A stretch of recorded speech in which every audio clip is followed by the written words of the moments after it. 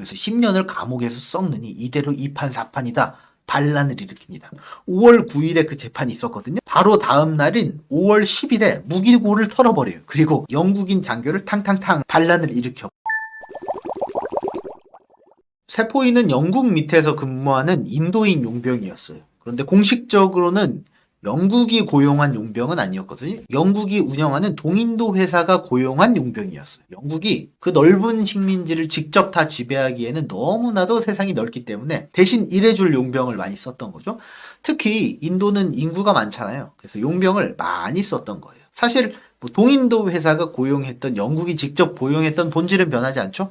지배 계층인 인도를 통제하기 위해서 다른 지배 계층인 인도인을 고용하는 것뿐이죠. 중국 같은 경우를 생각해보면 우리가 영토가 인도처럼 넓긴 하지만 한족이라는 주류 민족이 있잖아요. 그리고 수천 년 동안 단일 주류 민족이 중심이 되어온 한족 국가가 계속해서 생겨났단 말이죠. 이민족들을 많이 흡수하고. 그래서 동질감이 굉장히 강한 나라예요. 근데 인도는 인구도 많고 단일 왕국도 아니에요. 여기 지도에서 보시게 되면 이게 인도의 종교와 문화를 나눠놓은 지도는 아니긴 한데 어쨌든 딱 봐도 복잡하긴 하죠. 인도가 굉장히 많은 지방 부족과 왕국도 있었고 종교도 혼재 있어서 복잡한 나라란 말이에요. 엄청 찢어져 있기 때문에 영국 입장에서는 어때요? 찢어진 나라이기 때문에 각계격파를 해서 지배를 하면 되는 거예요. 강력한 하나의 세력이 형성되어 있지 않기 때문에 지배권을 확립하기는 쉬워요. 근데 문제는 지배를 시작하기 어려워요. 통치하려니까 각자 다 상황과 문화가 다르기 때문에 골치가 아픈 거예요. 당시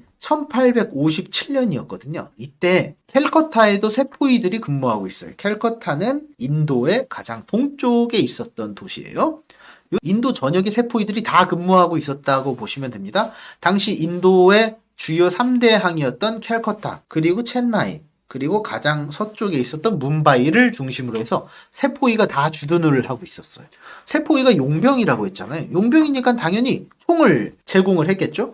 당시 제공했던 총은 최신형 엔필드 라이플이에요. 1853년형이에요. 이전 머스켓 총은 장전에 시간이 많이 걸리고 굉장히 복잡했어요. 근데 이 엔필드 라이플을 딱 개발을 하고 나서 보니까 장전 시간을 획기적으로 줄이고 사거리도 700m 이상 날아가는 거예요. 그러니까 최신형 총을 보급을 합니다. 근데 문제는 탄약통을 입으로 물어뜯어서 이 구멍에다가 탄약을 살살살살 넣어야 된단 말이에요. 근데 탄약통이 물에 젖으면 불발이 나잖아요. 그러니까 탄약통 윗부분을 기름칠을 했단 말이에요. 당시는 뭐 그리스가 있었던 것도 아니기 때문에 돼지기름, 소기름으로 칠해서 방수 처리를 했다는 거죠. 근데 그 돼지기름, 소기름이 문제가 됐죠. 탄약통을 그림에서 보시는 바와 같이 이렇게 생겼는데 그 윗부분에 돼지기름, 소기름을 칠한 거예요. 근데 그 부분을 입으로 물어 뜯어야 되잖아요. 근데 문제는 인도는 워낙 다민족, 다문화 국가니까 다양한 사람들이 있는 거 아니에요. 그 중에는 이슬람도 있고 힌두교도도 있고 뭐 불교도도 있고 시크교도도 있고 다양한 종교를 가지고 있었잖아요.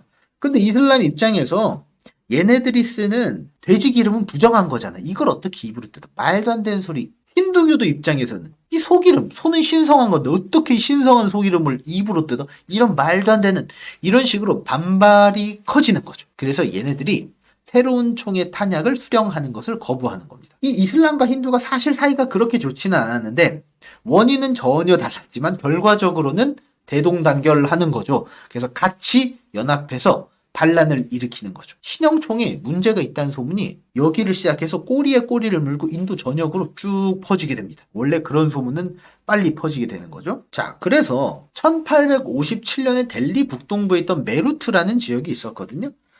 델리가 여기 파란색 별표가 있는 델리고 메루트 지역은 델리에서 한 50km 정도 떨어진 지역이에요. 이거 노란색 별표 지역이라고 보시면 됩니다.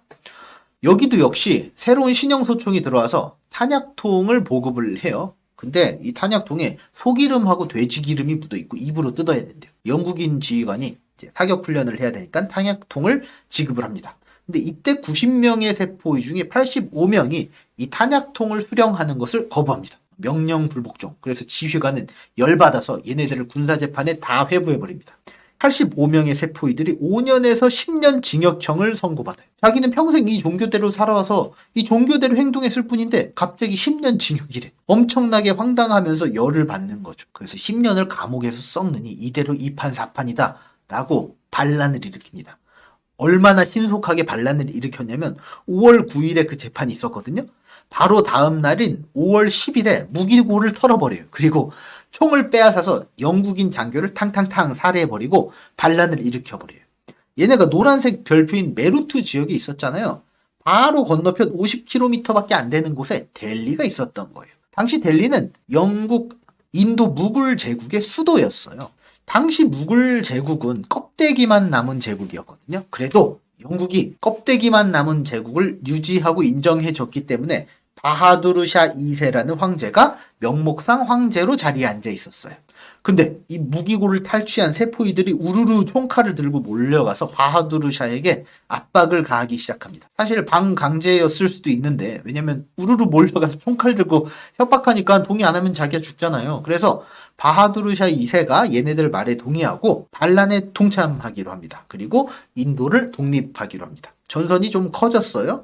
그래서 이 델리에 영국인이 50명 있는데 이 영국인들을 죽여버려요. 영국인을 죽였으니까 영국도 가만히 있지 않겠죠. 더 이상 퇴로가 없이 협상의 여지를 하나도 남기지 않는 전략인 거예요. 이제 갈 때까지 간 거예요. 그러니까 여기 세포이들은 바하두르 샤 2세가 명목상의 황제긴 하지만 우리에게 동의했고 이 반란을 일으키자고 같이 동참하기로 했다. 그래서 세포이의 항쟁이 더 커져서 인도 전역이 반란에 동참할 것이다 라고 기대를 막 하죠. 하지만 거기까지였던 거예요. 문제는 인도가 워낙 다문화 배경이라는 거잖아요. 인도는 종교도 많고 문화도 많고 민족도 많아요. 그러니까 애초 통합되어 있는 나라가 아니었던 거예요. 그 인도군이 다 연합해서 하나의 목표로 뭉칠 수 없었던 거죠. 인도에는 힌두도 있고 이슬람도 있지만 아까 말했듯이 불교도 있고 시크도 있다고 했잖아요. 예를 들어서 첸나이 지역엔 타밀족 세포이들이 있었거든요. 이 남쪽이 첸나이 지역이에요.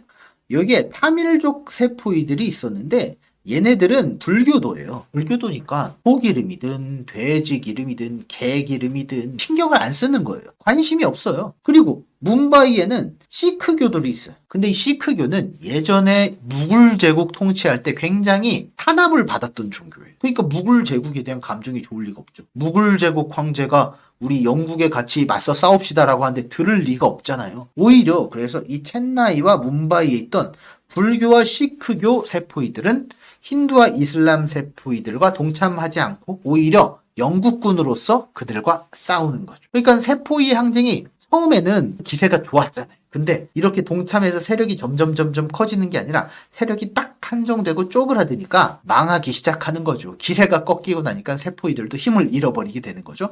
그래서 불과 4개월 만에 영국군이 반격을 해서 수도 델리를 함락시키게 됩니다. 델리를 함락하면 거기 누가 있어요? 무굴 제국의 명목상의 황제 바하두르 샤 2세가 있잖아요. 이 바하두르 샤 2세를 미얀마로 추방시켜버립니다. 왜 안 죽였을까요? 이미 이 샤 2세가 70세가 넘었어요. 그래서 가만 냅둬도 죽게 생겼어. 그래서 그냥 죽이지 않고 옛다 하고 살려주는 거예요. 대신 바하두르 샤 2세의 아들이 있었고 이 아들의 아들 손자가 있었는데 얘네들은 젊으니까 가능성이 있잖아요. 죽여버려. 그래서 목을 베어서 바하두르 샤 2세의 눈앞에 직접 던져놓는 만행을 행합니다. 그래서 이때까지 영국은 무굴 제국을 형식적으로라도 인정하고 황제를 인정해줬는데 이제 더 이상 그렇게는 못하겠는 거예요. 그래서 얘를 아예 폐위해버리고 이제부터는 영국 여왕이 직접 통치를 하는 방식으로 바뀝니다. 그래서 영국 여왕이 이제 인도 제국의 황제까지 겸하게 되는 거죠. 그리고 이전에는 동인도 회사를 통해서 인도를 간접적으로 지배했는데 그렇게 하니까 부작용이 많은 것 같아요. 그래서 그렇게 안 하고 이제부터는 인도를 직접 지배하겠다고 하는 거죠. 그래서 포고령을 내려요. 인도 문화도 간섭을 안 하고 종교도 간섭을 안 하고 인도 차별을 안 하겠다. 왜 이렇게 부드러운 포고령을 내렸을까요? 바로 이슬람이든 힌두든 인도인들이 단합하면 골치가 아프다는 걸 아는 거예요. 그래서 지배 계층 입장에서 이것을 분산하고 좀 부드럽게 마사지하기 위해서 이런 식의 겉으로 뺀지르르한 포고령을 내려요. 사실 이거는 지켜질 리가 없는 포고령이죠.